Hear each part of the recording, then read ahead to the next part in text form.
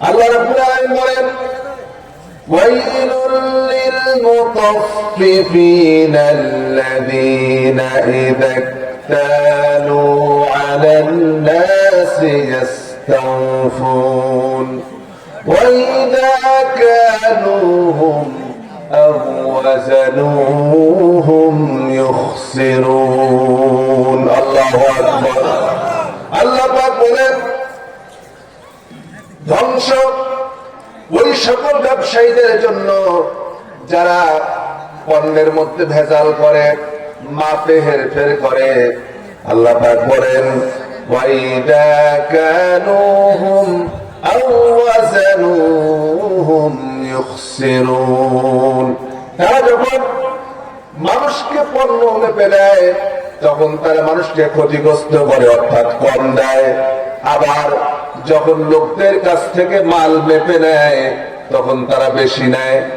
এইরকম ব্যবসায়ী অন্তত পক্ষে বাংলাদেশে নাই, মুসলমানরা করে না।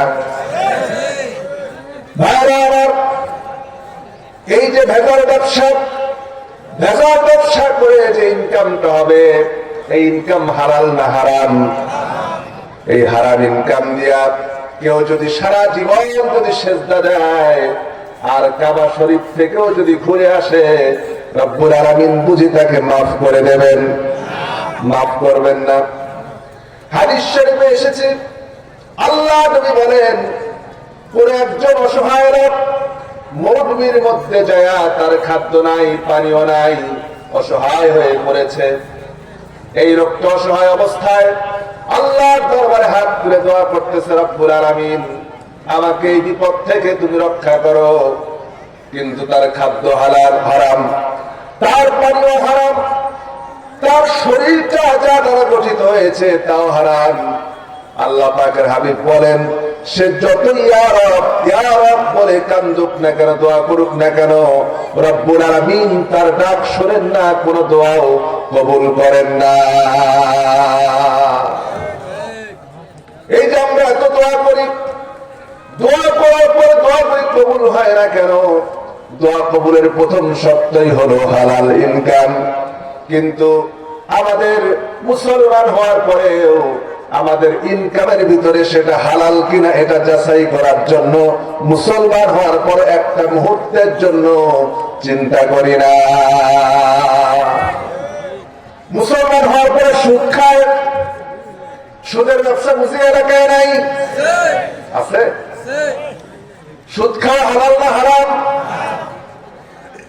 এটা সুদ খাওয়া যে হারাম, আল্লাহ কসম করে বলি, খুব ভালো করে বোঝেন। যেই লোকটা সমাজের ভিতরে সুদ খায়, আপনি হয়তো আমাকে বলবেন হুজুর সুদের উপরে কিছু আলোচনা করেন।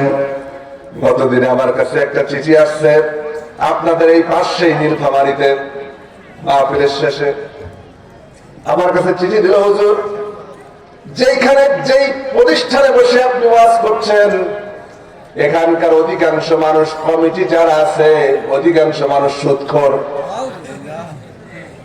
মাদ্রাসা চালায়। হুজুর সুদের বিরুদ্ধে একটু কথা বলেন। আমি ওই জায়গায় বলেছিলাম যে আমি হুজুর তো কি সুদের বিরুদ্ধে আমি কি ওয়াজ করবো, কি কথা বলবো? যে লোকটা সুদ খায় ওকেও যদি এই চেয়ারে বসায় দেওয়া যায় আমার চাইতে বেশি বয়ান সুদের বিরুদ্ধে দিতে পারবে। ঠিক কিনা বলেন? আমি হুজুর তো কি জানি তার চাইতে বেশি জানে, তাহলে কি ওয়াজ করব? কারণ হচ্ছে সে তো জেনে শুনেই খায়, না জেনে পর খায় না। আমি একটা গল্প বললাম যে আমার জন্মস্থান হচ্ছে নাটোর, আমি থাকি রাজশাহী। আমার নাটোরে বীরগহর বলে একটা এলাকা আছে, গুরদাসপুর থানার মধ্যে বীরগহর এলাকা। সেখানে একটা মসজিদ আছে, সেই মসজিদের একবার আমার এক বন্ধু ইমাম হল, খতিবের দায়িত্ব পেল, 5 ওয়াক্ত ইমাম খতিবের দায়িত্ব। এখন যেই দিন সে খতিব হিসেবে প্রথম জয়েন করলো, প্রথম খতিব হিসেবে মসজিদে প্রথম দিন গিয়েছে, সভাপতি ডেকে বলছে যে ইমাম সাহেব আপনি সুদের বিরুদ্ধে কড়া বয়ান দিবেন। কি বয়ান? সুদের বিরুদ্ধে কড়া বয়ান। তখন বলছে আমি তো মহা খুশি, যেই জায়গায় অন্য জায়গায় সুদের বিরুদ্ধে কথা বলা যায় না কমিটির ভয়ে, আর এখানে সভাপতি নিজে বলছে আপনি সুদের বিরুদ্ধে কথা বলবেন। আমি সুদের বিরুদ্ধে চরম ওয়াজ করলাম। তারপরে 2-3 মাস যাওয়ার পরে জানতে পারলাম যে এই এলাকার সবচেয়ে বড় সুদার হচ্ছে ওই সভাপতি। আমি ইমাম আমার বন্ধু বলছে, আমি যে জিজ্ঞেস করলাম আচ্ছা চাচা আপনি নাকি সুদ খান? তখন বলছে যে আরে বাবা একটু একটু খাই, আর একটু একটু খাই। তো বলছে আপনি তো সুদের বিরুদ্ধে আমাকে বয়ান দিতে বললেন, আমি তো মনে করছি আপনি সুদের আশেপাশে নাই। তখন বলছে দেখো আমি সুদের বয়ান দিতে বলছি এই জন্য যে এলাকার সব সুদের ব্যবসা আমি করবো, আপনি কেউ না করতে পারে। তার মানে ওয়াজ তো কম জানে না, ঠিক কিনা বলেন? তারপরে অন্যায় করছে, তারপরে বোঝা গেল তার ব্যাপারে করে হেদায়েত কোনদিন হবে না, ওয়াজকে হেদায়েত হবে না, এগুলি লাগবে হচ্ছে ডান্ডা, ঠিক কিনা বলেন? সব জায়গায় ওয়াজকে হেদায়েত হয় না, কিছু জায়গায় ডান্ডা লাগে।